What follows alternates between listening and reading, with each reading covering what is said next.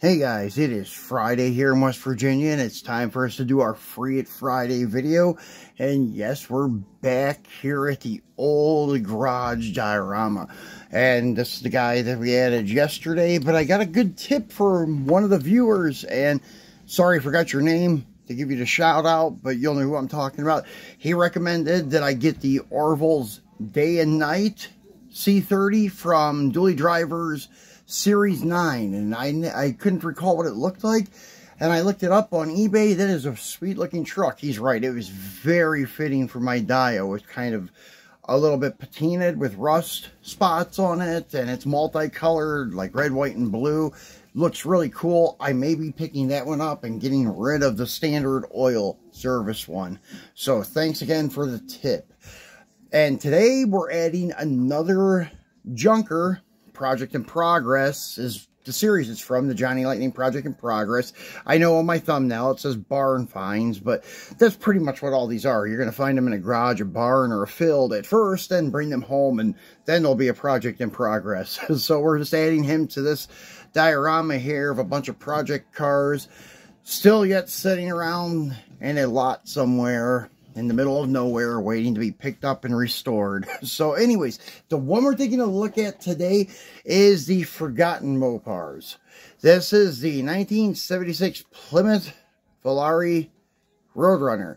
And this we did a couple weeks ago. Well, not this one, but we did a video on a couple of these about 2 weeks ago for, I think it was either a 2 for Tuesday or a Mopar Monday. But anyways, we unboxed the A and B versions of the 76 Roadrunner Volare, and the one was in Hemi Orange. They called it something else, but it was like a Hemi Orange, and the other one was in a silver. So pretty cool looking cars. I used to hate these cars, but as I've gotten older, they've kind of grown on me. So actually these, I wouldn't mind having one of them someday. And actually this is probably the only affordable Mopar that I could actually afford. So that's the one benefit about these. But a nice one of these, restored or original, they're going up in price too. So don't be surprised if these things become like astronomical cars on Barrett-Jackson someday. So anyways, let's get to this. So this is, they're calling it the Red Runner, I guess because it was red and such, and it's number 6 in the set. It's one of 12,018, and these are freak facts, just like your fun facts, but this is the Plymouth Volare was built on the new F platform. Oh, so these were not an A-body platform. I thought they kind of were like the A-body platform, such as like the Duster, the Dart Sport and stuff, but it's a different platform. So the top engine option for the 1976 Plymouth Volare Roadrunner was the 360 V8, producing a whopping 160 horsepower. So hopefully that's at the rear wheels, even though that's sad for a rear wheel. If it's at the flywheel, you're only going to probably have like 90 horsepower at the rear wheels. So I'm hoping the 160 is at the rear wheels, and even though that's still sad. So anyways, flipping him over, we'll see what was in this series. So this is from 2021. Actually, a lot of these Johnny Lightning cars I've been picking up, not only from, this didn't come from Ollie's, this actually came from Hobby Lobby. And a lot of these stores that have Johnny Lightnings are dealing the 2021s. So anyways, kind of glad because although there were a lot of them that I wasn't able to pick up when I was in the Philippines. So now they're still out there on the pegs, and I can pick a couple up. So anyways, this is collect all 6 from the Street Freaks. So this is 2022 release 1. Okay. They were just advertising release 4 from 2021. I have a lot of the release 4s and such. I had that El Camino. Actually, that one, the version A. It's actually right there. So anyways, in the Zingers part, they had the 1985 Silverado and a 72 Ford Maverick. The customized is a 57 Chevy Bel Air. Barn finds. I seen this 1964 Shelby Cobra Daytona Coupe at Hobby Lobby. It was right next to this one. And honestly, I have no idea what was wrong with it. It looks good. It doesn't even look tarnished, patinaed, rusty, nothing. It just looks like a regular Daytona coupe in a barn find package. I was going to get it if it would have been a little bit more messed up, but it would look too good to buy, to put in the barn diorama. Then you have the 24 Hours of Lemons, the 80 or 98 Honda Civic, and this one, the Project in Progress 76 Plymouth Volare Roadrunner. So let's go ahead and pop him off, and it's already open.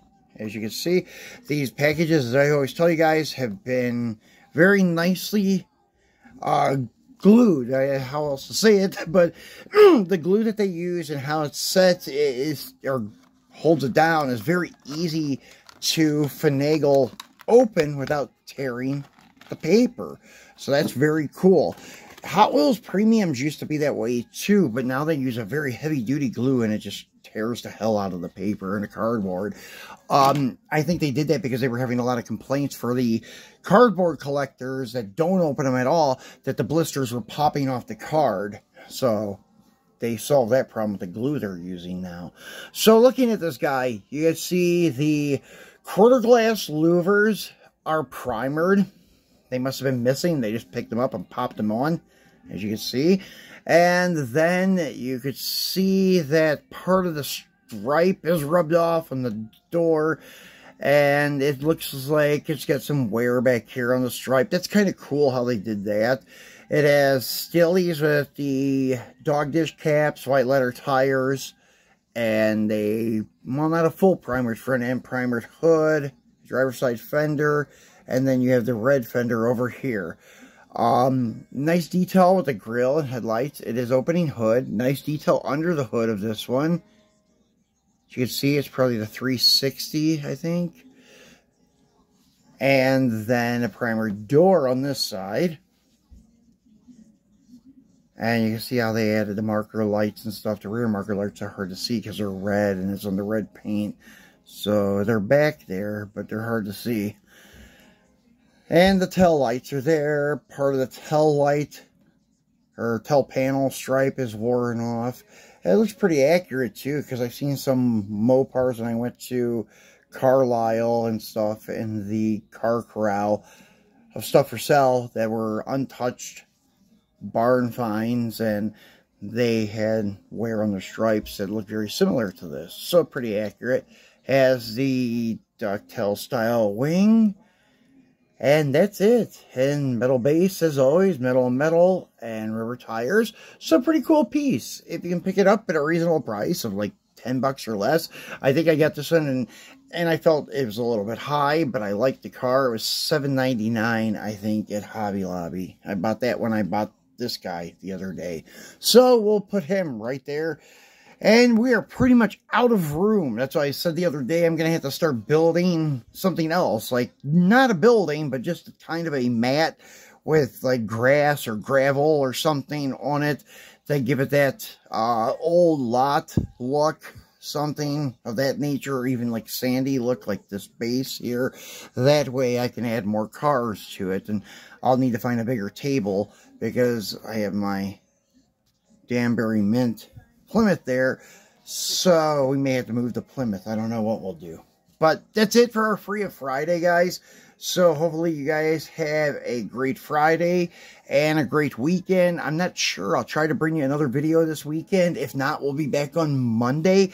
And I don't know if it will be our traditional Mopar Monday or something different. Tune back in to find out. So have a nice weekend, guys. Thanks.